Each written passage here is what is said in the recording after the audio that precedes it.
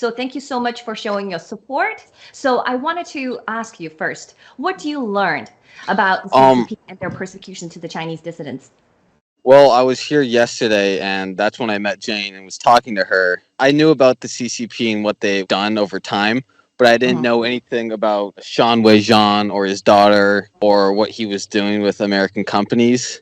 But then I was talking with Jane, and I was looking at all the signs, and she informed me that he has like a stake in all of these companies, and he's taking pension money and he's stealing like billions of dollars from hardworking Americans and taking it back to the CCP. That's and he's right. helping fund them. How does these information make you feel? Well, it's something that's terrifying to learn because it's money that belongs to the people who have earned it.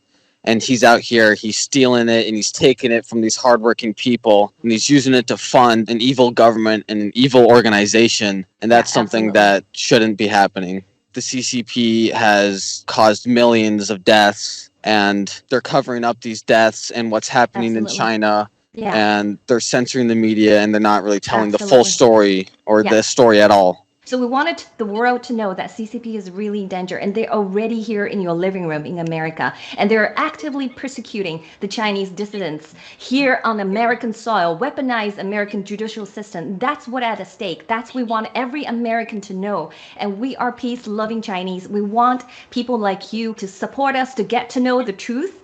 That's why we're here. I just wanted to ask you, do you know why the U.S. government started banning TikTok? And this is not just Maryland. Maryland is a fourth state. You know, South Dakota, Nebraska, and the other one state, they're already banning TikTok. Do you know why? From what I know, there are a lot of data breaches with a lot of these social media apps. And this information gets turned over to places like Russia, China, North Korea. Some people even live their whole lives on TikTok. Every second of every day, they're posting or they're live streaming.